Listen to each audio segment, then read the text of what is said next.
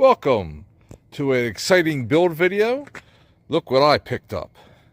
This is a Kandi Spider 150. I said I was going to get more into buggies, something I'm more comfortable with. After a quad build, it didn't go as planned. This is in a previous video, but now we got this thing. I picked it up for $300. It does not run. Nothing on it actually works. Even the brakes don't work. 3 of the tires hold air. I'm working on the other one to get it to hold air. All the electronics are I'm just looking at it to see the best way to replace them.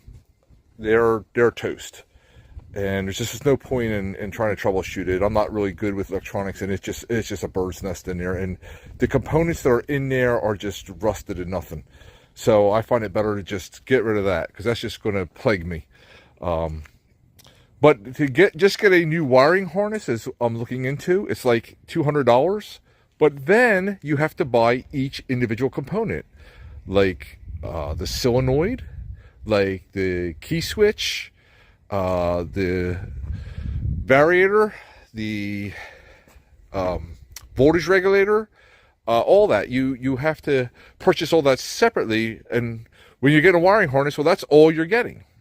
But I really like the look of these buggies. Believe it or not, we have somebody in our club that has one and doesn't love it. The steering, it doesn't turn real sharp, and like this part of the roll cage kind of gets hung up on trees and branches as they're kind of going by sideways, because it's up a little high. As opposed to like a hammerhead buggy or something like that. It's not quite as nimble, but I mean, I like the look of it, and I think they ride really nice. But I'm happy to have one of these in the shop. The good on it. So the frame looks really straight, looks really nice. It doesn't appear to have been rolled. The seats are in nice shape. They're a little rusty on the bottom. I'm going to see if I can get them to move back and forth. Right now they're kind of fixed, and that's not the end of the world if that's the case. But I think that we should be able to get a good value out of this. This light bar here, I don't even know if this works or not. I mean, they used to be really cool, but nowadays everybody has one. So anyway, that's where we're at. Let's get to work. Okay, here we are back in the shop, working on multiple projects at the same time, but I'm making some way on this Kandi cart. So here's what we got so far. This is the old master cylinder. As you see, a lot of gobbledygocks in there. It was completely frozen, was no good. I just happen to have another master cylinder in my parts bin, and I believe all that was missing was the lid. So I took the lid off of the old one and put it on that, and we now have brakes. Front and rear, more so to the rear, have good brakes. I had to change the pads out because it was just down to metal and almost every single time I get one of these buggies in, and check yours at home, these rear brakes wear out pretty fast. You want to look behind there, and let's see, get the camera angle good. You want to have a little bit of meat between the metal, and of course there are brand new pads on there, so you have a little pad in there. If you're metal on metal, please change them out. That's really not good. I also hooked up some jumper cables. Now the wiring's all bad, and I had to order new wiring for this cart, but I also needed like the key switch and the voltage regulator, everything that I mentioned before I needed. So because this is all like really crusty, and I don't feel like playing the wire game. So it was $231 shipped if you're keeping tabs, and I had to replace this bolt as well. That was, I think, like $1.69, or this nut. So I can adjust the chain, which is now, just about right with the slack. Not too bad, not too good, perfect. So we put the jumper cables on so I could get it to turn over, and I was able to do that for a compression test. I just got it pretty much going right to the starter, and I ended up with, it looks like, right at 150. Now that could get better. I also had put an oil in there, to start, so that could deceive a little bit, but just at 150. So I feel good that, hey, let's see how it runs. At 150, that is acceptable for a GY6 150cc. So let's see if that works, but I'm going to have to wait until all the electronics comes in to actually get it running, because I'm sure I don't have spark, not with the way the wires are on this. So right now, the next job is to pull all those old wires out, and without messing anything up, all the components out and the electronic components, and wait for my new components to put in, my new wiring harness, and we're gonna go from there. It's been a week, and I'm back working on the Kandi cart. We just got in our package, the $231 wiring harness. Nope, I haven't opened it up yet. Reason why is my son just gave me this wiring harness from American Sportworks Helix that came with a motor he got from my buddy Mike. And he said, "Hey Dad, by the way, you can have this wiring harness. I'm not going to need it." It's like, wow, that was 2 days ago. That'd have been great a week ago, good information. However, I think I want to try and use that wiring harness and see if it works, and maybe see about sending this thing back, because I haven't opened it yet. I don't know what the deal is on that, but I'm going to at least try, or I'll just keep it in storage for, I'm sure this won't be the last buggy we work on. But let's give that a shot. Okay, so for testing purposes only, I have this temporarily hooked up with the wiring harness I got for free. Let's see if we get anything. So I can tell you firsthand, we do have spark. We have fuel going to the carburetor, but we haven't taken the carburetor apart. I put a little go-go juice in there, a little starting fluid, and it's not popping. That's basically all it's doing. The lights are working when they want, so there's something up with the light switch. But I mean, it's showing promise for the wiring harness. As far as the motor, we're not seeing any signs of life yet. But let's dig a little deeper.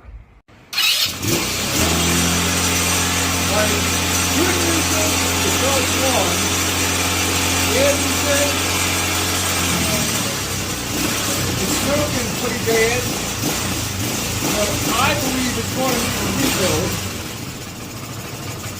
Yeah, it's barely even to hold it idle. I do have a rebuild kit right here. My son was going to use it for his hammerhead, and I'm not needing it. But I think we need it for this, and I believe this will fit it. This is a 155cc big bore kit from Glixow. I've used them before. Sometimes you have to modify them a little bit, but I do like them. So that's the direction we're going to go now. Upon further review, I said it was a 155cc big bore kit. I actually looked at it, and it appears that it's a 149cc stock rebuild kit.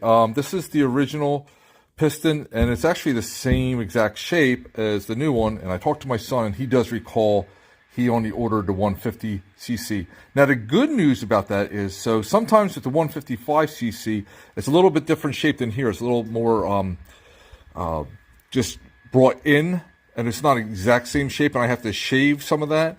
But in this case, I will not have to, which is one less step. I guess that's not such a bad thing. And you're gaining 5 extra cc's, and I'm all about it. But this is, after all, just going to be sold. And I think 150cc is, that's how it came. Should be plenty. So that's all. Right now, we have the motor all tore down. We're ready to put the new parts on it. And hopefully, we'll have it fired up real soon. So while we have the motor not quite put together, thought it'd be a good idea to go ahead and wire wheel the exhaust and paint it. We have this lovely kind of semi-gloss black color. It's in the details, and it matters. So, and also while we had it apart, we got into the CVT and looked at the clutch and variator system, because you have to have the exhaust off to get to it. So I have that over here. Let's talk for a minute about the CVT system.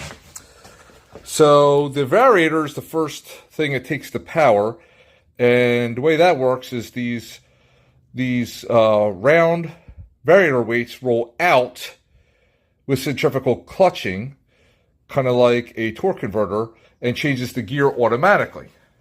But the way that should work, or these should work, is they should be round. Well, as you can see, that's not really round. And this one, in fact, is even broken. You can see just the shell came right off of them. Probably was never ever serviced since the thing was brand new. And this is what happens. You really need to keep up with these. And it's not a big deal to do, but just it's often neglected. So then we looked at the clutch. This is the clutch that we took off of it. If you look real closely, it's cracked. Every single one of the clutch pads is actually cracked. Never saw that before.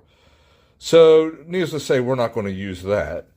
So I put on another clutch system, and I did adjust the springs on them. And you can do it with a vise. And what I like is on my clutches, I want to be able to not pull. See if I can get it like this. Okay, I want to be able to not pull with my thumb. I can't pull that out. That's nice and tight. So that means it has to spin at a higher RPM for that clutch to engage. And that's the way these buggies should work. You can adjust them with different springs. I've also found recently that you can actually just squeeze the springs that you have and re-put them on. I mean, that's just a cheaper way of doing it. And the springs are cheap, so don't be cheap about it. But in the case like this, I think it's as good, if not better, than those springs you purchase. A lot of times when I purchase those springs, they still have a little bit of play, and I end up tightening them anyway to my liking. Now, variator weights. I have purchased these Glixel 11-gram rollers. I'm sorry, sliders. The rollers were in them. So the slider weights, 11 grams and 18 by 14. So that's what I'm going to be using. So I'll be rebuilding this whole CVT system. And that's what's going to help it, accelerate nice and smooth. I haven't even tried it the way it was because, obviously the motor wasn't running well enough. So we're going to try that. So every night I come home and I make a little progress on it. Right away, you can see that the wheels are painted. I touched up, wire wheeled and touched up the wheels. I wire wheeled and touched up the chassis where anywhere I could see rust. Kind of try to get that rust off and paint it flat black. I believe that's the color it is. And the light is working now. I will show you that at a later date. I don't have a battery yet for it, so I'm waiting on two parts: battery and the gas tank. As you can see, the gas tank is missing, but the good news is I got the wiring all hooked up. But why is the gas tank missing? Well, here's the gas tank right here. It's not missing; it's been repaired. Come on, people. I was wondering why in the world does this thing keep leaking fuel? I got a new pepcock for it and all, and I didn't look underneath of it and saw, but look at this repair. Now, when the gas tank's like this, I mean, obviously you don't see that. But, yeah, folks, a new gas tank is $42 on Amazon. You don't really need to fix. I mean, come on, how cheap can you be? Just get a new gas tank. Of course, that's before the tariffs came in. But anyway, so making progress just one night at a time. So let's talk carburetors for a moment, shall we? This is the stock carburetor that it came with. Right now, it's idling a little rough. It seems to need this needle all the way screwed in order to get it to idle, and that's not right. Something's up with that. I really don't think it's worth it to, fix or repair this carburetor. I've already cleaned it, but it's still not running right. Where I can get a new carburetor. This is an Auto-K carburetor for $22 from Amazon, right? Not sponsored. I've had success with using them before, but if you notice, this is a 24 millimeter carburetor. In other words, if you measure the diameter of the opening where it goes into the motor, that's 24 millimeters.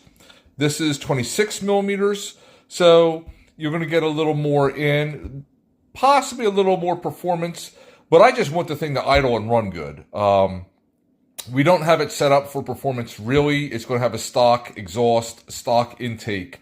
But anyway, we're going to try this. Hopefully that fixes the problem. I've already set the valves correctly, and it's just not, idling smooth. It seems to be, revving up just fine, but idling, it's not doing very well. And for the interest of science, the Auto-K has two jets in it that are not listed as far as what they are, and I have no way other than to look at them to see, what size jets they are. They are not labeled, and I don't have anything to stick in there and see exactly how wide it is. The original carburetor came with a 103 main jet and a 34 pilot jet. I had a 105 in there, just upped it a little bit, and I kept the 34 or the 35 pilot jet in there. So that's what I was going to put into here, but I figured, I don't know what these jets are, and I usually just take them and throw them out because they're not labeled. I don't know what they are. But for the interest of science, for you, my viewing audience, I am going to run this carburetor as it came and just see if it works for a stock GY6. Wish me luck. Well, I guess we're all done. There's a couple maybe minor things I want to do, like a little bit of adjustment on the linkages for the transmission. It has a little trouble finding first and neutral. I mean, you can get it. You have to play with it a little bit. So I want to make that a little bit nicer for the buyer. The Auto K, leaving the stock jets, worked just fine. Now, it didn't have an overwhelming amount of power to it. It didn't seem. I'm going to have a test ride up next. You can kind of tell.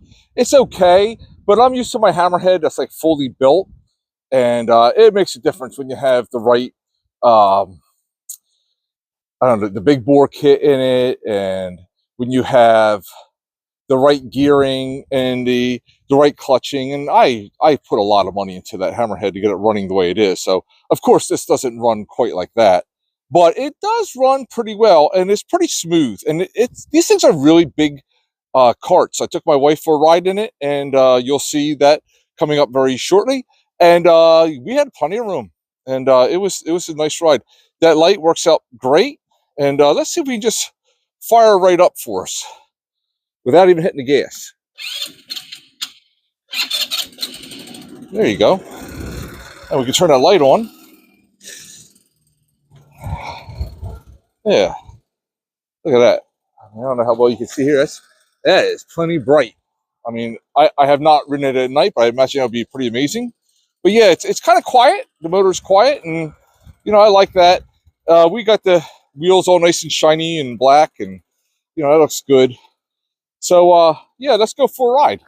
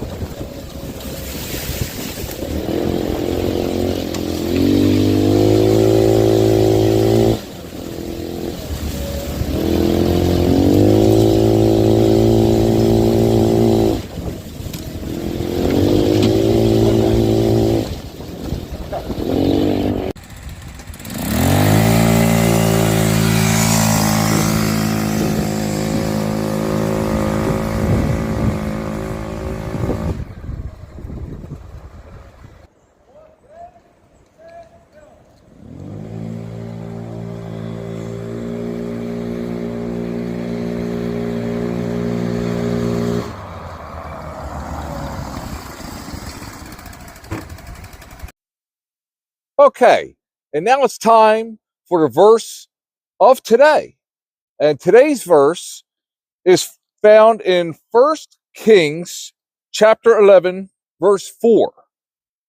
As Solomon grew old, his wives turned his heart after other gods, and his heart was not fully devoted to the Lord his God, as the heart of David his father had been.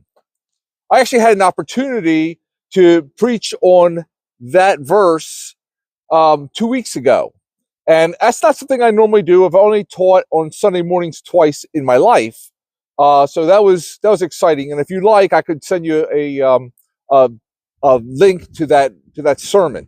But you know, I had to, when I got this project, I had to be devoted to this project for it to turn out well. I couldn't be halfway devoted to it because, like so many other people that have buggies sitting in their yard or their shed or their shops, it just, and you just know they'll never get done.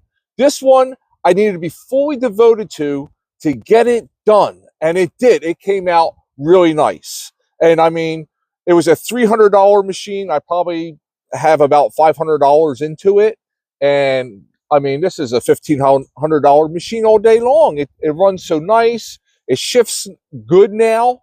I'm really happy with how it came out. The light's nice and bright.